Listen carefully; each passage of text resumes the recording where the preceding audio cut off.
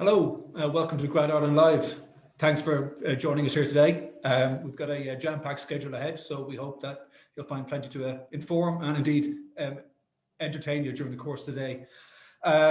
We're going to crack on with our first session of the day because we do have a lot to get through, and I'm delighted to welcome John Slattery here for what I know will be a very motivational and inspirational start to the day. John is a motivational coach. He's a trainer and a facilitator working with individuals and companies, and he's founder of a company called Inspo at inspo.ie. So John, thank you so much for joining us here on Grad Ireland Live. It's my pleasure, Rory. It's always lovely to chat to you, and thanks to you and Grad Ireland for giving me the space to do so. Much appreciated. Thanks, John. And as we're here today, we've always a lot to talk about, I think, because in the career development space, in the choosing your career space, and this is a time of great challenge and opportunity for students and graduates. And I suppose today what we wanted to talk broadly about was the whole issue of goal setting and how to deal with setbacks. It's a time of students' lives when they are facing final exams, they're facing career choices, they're facing further study choices. And there's a lot going on, and that's allied to the rather unique circumstances through which we're currently living. So it is a very challenging time. And when you're in a challenging time like this, it can seem, I suppose, that, the objective is to get through the exam, get on the internship, get on the program. But I suppose goal setting is a part of achieving any sort of ambition. And what are some of the important steps you should take or get in the mindset for setting goals for yourself? Yeah, it's a good question. And firstly, I just to say that I do believe from my experience and looking at research that goal setting is incredibly important, first and foremost. We've been doing it since we were knee high. We were doing it since we were kids. And sometimes I think actually remembering back to us goal setting as children is very good. Because one of the things we did is we goal set it around things that matters most. And I think, Rory, when we're talking about goal setting, I think we always need to look at what matters most. And to give you an example, I remember doing my final set of professional accountancy exams. So I know that a lot of people watching, and it's lovely to be here with you all this morning. I'm sure a lot of you have exams coming up, or certainly was a live experience.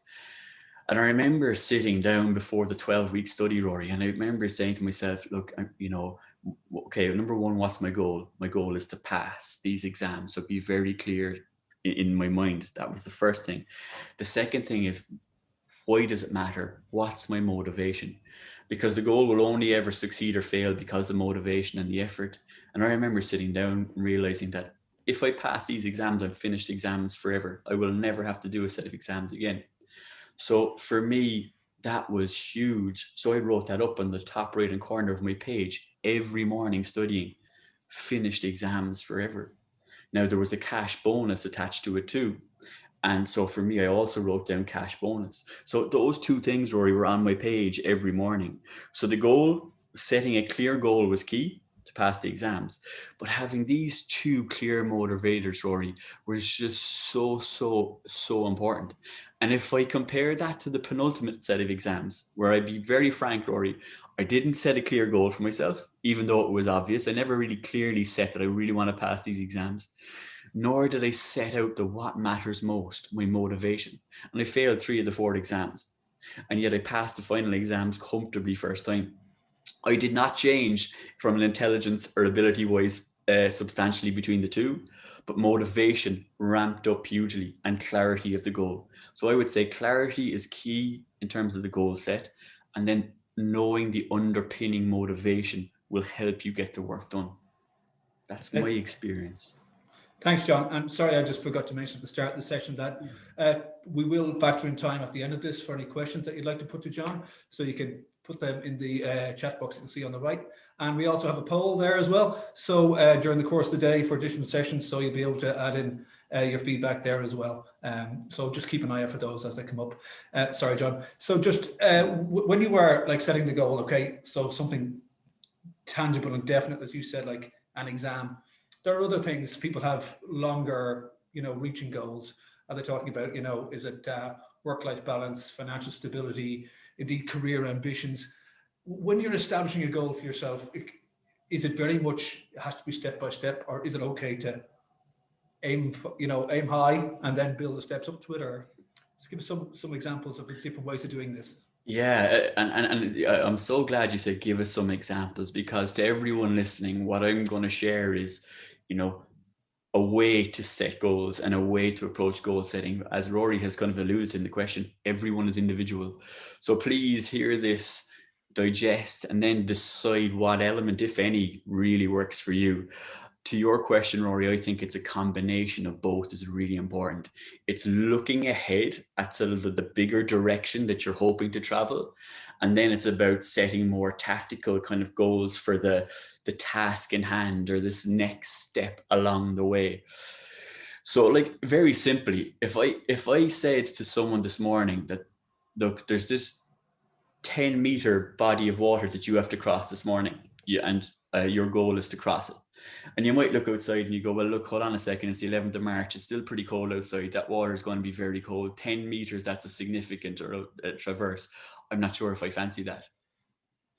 Now, if on the other hand, on the far side of the water, you saw something that you'd really like to get to, whatever that may be.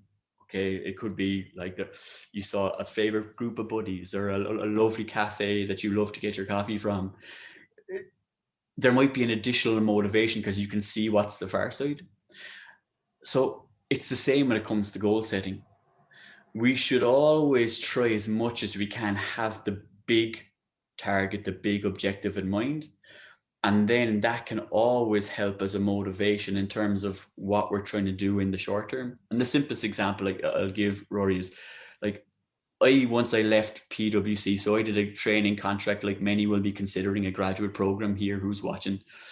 And after 12 years, I left PwC and I knew that I wanted to do a motivational business. I wanted to inspire people. As a kid, I was very fascinated by it. I can touch on that in a little while. But I knew a HDip in psychology, a higher diploma in psychology, would be a very good thing for me to do from a credibility perspective. And yet that was a bit like the 10-meter water, cold water. It wasn't something I particularly enjoyed or was naturally very good at. And there was times where I really doubted whether I could continue it. What allowed me to get over the line with it was knowing that this goal was tied to a bigger goal that I was hugely motivated by. So for me, it's about one, setting clear goals in the moment, but always having in mind, what is this goal leading towards? What is this goal driving towards? And so I think it's a combination of the two, Rory. It's always, I think, having a sense of your direction, the big direction. And for someone watching here who may be still in college, you might kind of go, oh gosh, John, like that's a very difficult question to ask or to know. You don't have to have it nailed down. I certainly didn't have it nailed down at 19, 20, 21, 22, 23. Just to have a sense of possibilities. That can help hugely in setting and being clear in your goals in the short term. So for me, it's a balance of the two, Rory. So with setting good short-term goals, it's always connecting them to the big picture or the possibilities of the big picture. And and when you're trying to do something, and it's a process that's going to take some time. It could be maybe a fitness program. It could be trying to quit something, or in this case, it could be trying to achieve something. The process can be long and it can be draining. And as people have done it in New Year with resolutions, they can fall by the wayside. So there has to be some. How do you identify progress? And is it okay to reward yourself for progress? And how do you measure those steps of progress if you're a student or graduate? I mean, what are some things that they can kind of, as I say, break it down and go, yeah, you know what, I am getting somewhere. I mightn't feel it right now, and that ambition may be a long way away, but I am making progress. Yeah, it's a great question. So I heard, how do you measure progress? And then what about rewards? So let me just touch on how you measure first. It's a great question. So I think measuring progress is huge, because some of the common pitfalls of goal setting is quite often we can set one kind of big goal and then we just try and achieve it as one chunk goal. And that can be quite intimidating and at times kind of overwhelming. So actually breaking it into smaller parts, right, is a great way to achieve an overall goal. I mentioned the HDip in psychology. It's a 2-year HDip. It took me 6 years to do, Rory. And it was one of the best decisions I made around this overall goal, is it's splitting it into chunk parts. So realizing quite simply, it was not feasible for me to achieve the goal as one. So instead I started to achieve the goal as chunk parts. So I think breaking it down is very helpful, breaking down the goal. And then you can measure your progress by these micro pieces that you're trying to achieve. So that's one tip to help people in accomplishing goals. The second, in terms of measuring, it's a really good question. I think the challenge and the opportunities to set the most relevant measures you can for progress. And come back to those exams that I mentioned. So in my penultimate set of exams, I focus solely on content, right? In the penultimate set of professional exams, I focus solely on content. And ultimately, what are we really getting measured on when it comes to that goal of passing exams? It's our ability to answer questions in a very time-tight scenario. So when it came to the final set of exams, I realized to measure progress, the best measure of progress will be anytime I study a piece, to do an exam question at the end. So I remember it was roughly, you had 40 minutes is what you would have per question in exam. So when I finished studying a piece of content or a topic, every time I would then close the books, or if it was open book, have the book open, set the clock for 40 minutes, start, take an exam question from previous exam papers, and literally go for it as if I was in the RDS or if it was in any exam center across the country. And I would go for 40 minutes, and then I would sit back and I would look and I would mark myself. And there was the most relevant for me measure of progress, because ultimately that's what I was going to be measured on in terms of whether I succeed with the goal or not. So for me, Rory, it's really getting the most relevant measures. If I was doing an interview, for example, coming up for an internship or a graduate program, I would be trying to find out what they're going to measure me on in the interview. And if my goal is to do the best possible interview, I would take those criteria and constantly be measuring my preparation against how well am I coming across academically or whatever they are looking for. So I think measurements is brilliant. It's about identifying the ones that are most relevant, and it's about situationally knowing what they are. Okay, and I mean, let's be honest. There are a lot of people, some people who are here with us today who aren't even in the space to be able to identify those goals. That they may be in a position where they're finishing studying something that maybe they're not passionate about. Maybe they're considering a career change. Maybe there's someone who's trying to re-enter the workplace. They can be in the proverbial rut. They can be in a situation where they don't know where to go next. And goals can be a long way away. They're just looking for a sense of direction, I suppose. Um, and and as the old saying goes, every day is another chance to turn things around and start again.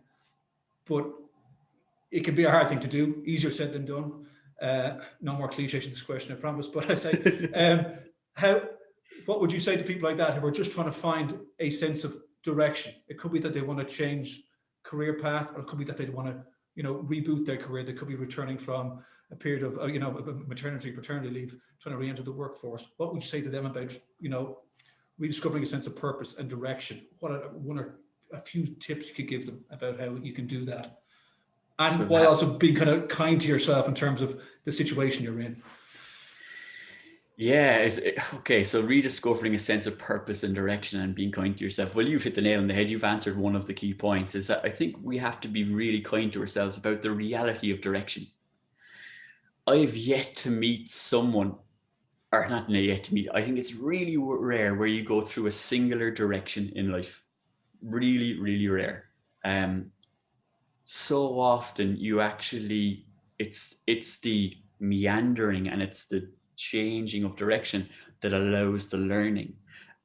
So for one, I would be kind to yourself if you found yourself in that, to say it's perfectly normal to have some sense of at times doubt or uncertainty around where you're headed. I'm age 39 and it's the greatest clarity I have in my direction, and yet I'm still not fully sure myself. The biggest piece of advice is I would be always curious about direction. Whether today you're 100% certain or whether today you're, like, as Rory said, unsure. Be curious. And one of the best ways you can try and understand my best tip to you is to speak to people you know and trust, who maybe are ahead of you directionally, who might provide insight to you about their journey of clarity around direction, and also around providing clarity around some of the things you're considering as possibilities. Really, I would say if by speaking to them, they can create a huge sense of insight and perspective for you that might not be currently there. So just identifying people you know and trust. For me, Rory, that's a brilliant starting point. Okay. And, you know, part of the journey is always setbacks. And, you know, when you're talking about identifying goals, is it something that you share with people, or is it something that you very much keep to yourself? People be going, well, you know, I'm ambitious about this, but maybe I don't want to tell anybody because what if I fall flat in my face? Of Yeah. course, you can always get back up again. So, you know, how would you, what would you advise in terms of, would you try to get someone to help encourage you to achieve something, or would you Yeah. say this is something you should kind of focus on yourself to move forward? And what do you do when things go wrong to deal with setbacks? What's the first thing you would Yeah. recommend someone to do in this situation? Okay. So should you share, and what would you do when you Something goes experience it, wrong. something goes wrong? So It the could be it biggest, could be a job. Maybe you get rejected for an internship or a job or an interview, or yeah. indeed an exam goes wrong. So, okay. So for anyone who's watching here, to Rory's point about should you share or should you not share, just reflect for a moment, right? Just very briefly reflect on what would stop me from sharing that goal or that objective that I've now set. What would be the reasons that I'd not want to share that? Just pause for a moment and think. So if it's that you're a private person and you like to keep things to yourself, well, that's absolutely cool.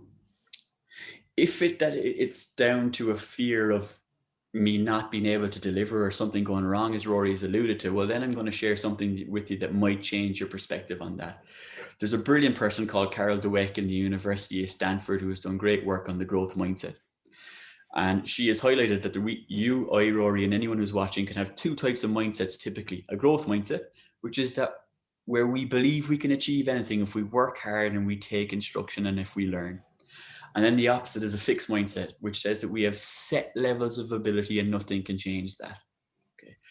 So in a growth mindset, and in her studies of kids first and now adults, she has proven that if you have a growth mindset, you're likely to outperform those with a fixed mindset in exams.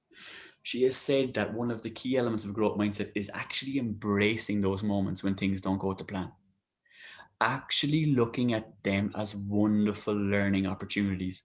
And Rory, as someone who was a fixed mindset person, as someone who saw failure as end of road, lights off, game over, as I was at times, it's been game changing for me to actually sit back and go, okay, do you know what, John, this didn't turn out. When I failed those 3 of the 4 exams, actually learn from that, because you've got another set of exams and the repeats in 3 months. So what are you going to do differently to allow a different outcome? What can you learn from that experience? And as I mentioned, I barely looked at exam questions. In that 8 weeks of study, I barely looked at it, right? So straight away I realized, okay, I can learn from that now, right? And I can only learn from that, Rory, because I had the experience of not doing the right thing in that instance.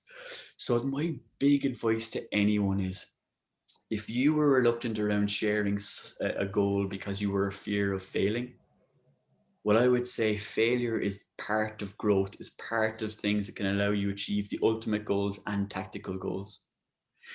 Carol Dweck has advised colleges to look at exams and change the way you look at results from not pass fail to pass and not passed yet, because she's trying to say, when in those times when it doesn't go right, learn from it and you will get there. So Roy, the big thing is I would invite people to shift their view on when things don't go to plan as superb learning opportunities. And that can help Yeah, adjust the mindset. hard and all as it can be at the time. Oh You know, yeah. yeah. Well, you mentioned kindness, and kindness will help with that. You got to be kind because you tried your best and it just didn't work this time. So with kindness, then it allows you to learn. So yeah, they are hard. Don't get me wrong. And I've experienced so many of them, I know quite acutely. They are hard. They can also be beneficial. Okay, we are getting a number of questions in here, and Yeah. these are obviously very particular to people's own situations. So and some of them will likely cover some of the things we've talked about. Yeah. But I'd like to just go through a few of them, and and then we can kind of close off with some final messages. Yeah. We have a query here from someone in particular who said, "What advice would you have about overcoming failures at job interviews, I presume, as happened to me recently, and also missing out on the dream job, the job this particular person wanted? How do you overcome worries about career failures now and into the future?" So I suppose you can kind of go, well, it's not going right for me now. When I've just finished college, I have everything fresh in my mind. I'm ready to go. And it's not happening for me. When will it go right? You can kind of, I suppose, think about it too far into the future. What advice would you have for that person? Yeah, so I'm hearing, okay, so when interviews don't go to plan, or when I didn't get that dream job. So when interviews don't go to plan, like, again, I guess to try and maximize the chances of going to plan, understand as much as you can from the person and the organization at the other side of the table as to what they're looking for, right? Because that it comes back to setting relevant measures of progress in the preparation. Mm-hmm. So my advice in advance is understand as much as you can as to what they are looking for from you as a person and as a potential professional in their organization. And then just go and be yourself and do your best and represent yourself with pride. And then if you get an email or a notification afterwards that says that you were not successful in this time, again, to be kind for yourself, because you put in the prep, you did your best, and in this moment in time, it just hasn't worked. So I would adopt the growth mindset. And go find out from these people to say, come here, I would love to interview with you again. I'm sure I'm going to be doing interviews again. Could you give me feedback on two things? What you were impressed by in what I did? Because sometimes when we don't get a positive outcome, Rory, our gut instinct can be that was a total failure, when actually you might get really, really good insights from them as to what you did well, because we want to continue that. And then asking them, what could I improve on to allow myself to be successful with you the next time or in another interview? So I would be as enthusiastic in approaching them for feedback as you can. You can't control whether they'll give you feedback or not. That's outside of our control. But with as much enthusiasm as possible, seek that feedback. In terms of the dream job, here's what I'm going to say. One of my dreams as a kid, one of the first goals I ever set for myself as a 6 or 7-year-old was to play for Ireland or to play for my county in GAA. And I can't tell you how many times when I was told I wasn't good enough, or that dream looked like it wasn't going to be a reality, always come back to the simple question is, does it still excite you? Does that possibility, that dream job, still excite you? If the answer is yes, then use the growth mindset, use the learning, and believe in yourself that you're going to make it happen. Because if it's right for you and you believe, it will. So my advice is, there's always setbacks along the way. I've yet to meet someone that sounds a little bit Hollywood, where everything just works out perfectly. So if it feels like it's still the dream job, then just learn, go again. If it's right for you, it shall happen. Okay. We've got a lot to get through here, so we will go as quick as we can. Yeah. I've quite Thank a you unique for the situation questions. here for someone from I presume she won't mind me sharing their age is 40 because in the question. She's a mother of 3 and she's a career changer. She has a PhD and a master's in food nutrition and will graduate in data analytics this December. Okay, so but she's finding it hard to be hired even as an intern. And I suppose, I know I'm not expecting you to be a career coach, everybody here, but that's someone who's put in a significant amount of work in her career, in further study, and trying to re-enter the workforce, and obviously met with kind of roadblocks. Any advice you could have is for a person to deal with that sort of a challenge? Yeah, well, first and foremost, just want to say a huge admiration for the person, and thank you very much for sharing your story. Yeah, like, there's roadblocks all the time. I know I've found so many roadblocks. So like this person, age 36, I diverted from working in a big organization to setting up my own business. And for me, there was huge roadblocks in how do you run a business? How do you deal with no's when I get no's, that people say, no, John, we just at this moment in time don't want to engage with you and your business. So to that person and to anyone who experienced like roadblocks or no's, it's similar to the last piece. Again, it's inquire about the no, right? Remember, Carol Dweck would say It's not no, it's not yet. Right? It's not no, it's not yet. So just ask and learn as much as you can about from the external people who were involved. Get so much feedback as to what they liked or were impressed about what you presented, and then how you could improve the presentation or the content. Because it's not yet. And if this excites you, and clearly this person, there's a huge investment gone in there, so there must be a lot of there's a lot behind that to really back yourself, to really believe in yourself. I remember someone talking to me about, I gave them a little bit of advice around an interview, and one of the things that came back once they succeeded was saying, the advice, John, about believing yourself was key, because I was able to demonstrate for them that if they gave the belief in me, I deliver. So I believe in yourself. It's not a no, it's a not yet, and learn and go again. And if it's right, it shall succeed. And then we have, and there's a few questions here that are kind of overlapping. There's a similar theme, and it's frustration, I suppose, for one of better phrase, that people are saying, everyone's looking for experience. I can't get the experience if I can't get the job. I'm having no luck in terms of my CV. I'm not even getting responses. I'm not getting interviews. So, and the big one, is it me? Is it my application? Are my skills not relevant to these employers?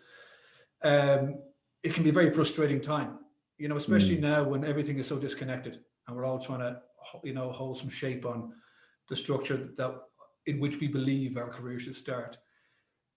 Early career frustration, and excuse me, maybe people are here who are not starting their career and are still echoing this frustration. But I hope maybe John's advice might help. Early career frustration, not getting that start, it can be very disheartening. Just wonder what any advice you might have for them. Yeah, so I'm here, early career frustration, and also I guess the CVs, but I'm also mindful of our time. But let's say early career frustration. Well, I was in an audit training contract, and I found a lot of frustration in that. I love the people, I love the team element. I just wasn't. I wasn't sure about the content. In fact, I wasn't sure. I was realizing I was working hard to be very average. So there was something agitating. There was a frustration in that, Rory, because I had that kid as a 6-year-old wanted to be good and, be really good at what he did. He didn't want to be average and work hard. So for me, though, what I was missing a little bit was the why. How can this be beneficial, and why is this beneficial? Because now where I am now, Rory, that training contract's huge. It gave me a discipline of hard work. It gave me a great commercial appreciation of how business operates. And it gave me a network of friends and business contacts that are having a huge role in my business. So in moments of frustration, I'd say two things. One, frustration is temporary. When we're finished this session, have a look at the sky and you'll see clouds and you'll see blue. Frustration is the clouds. They will come and they will go. Blue is you, and blue skies is you, the person. In the blue sky piece, understand what you're trying to achieve as much as you can. In the broadest sense, understand the direction of travel you're on, and then try and connect back to what you're doing in the moment. That can help deal with the frustration. The frustration won't go away because it's there for a reason. It's always temporary if you can find the bigger goal and connect the reason for what you're doing now to it. If you can't, then there's a question to be asked about how beneficial is what I'm trying to do now. Okay, thanks. And listen, thank you so much to everyone here for sending in the questions. We've tried to touch on as many themes as we can that are being asked in the questions. John, we've talked over the last year, and I remember we talked just at the onset of the pandemic. Last year was very much about the ability to adapt, I suppose, for people's ability to adapt. And, we were only saying recently that this year the word is more about resolve.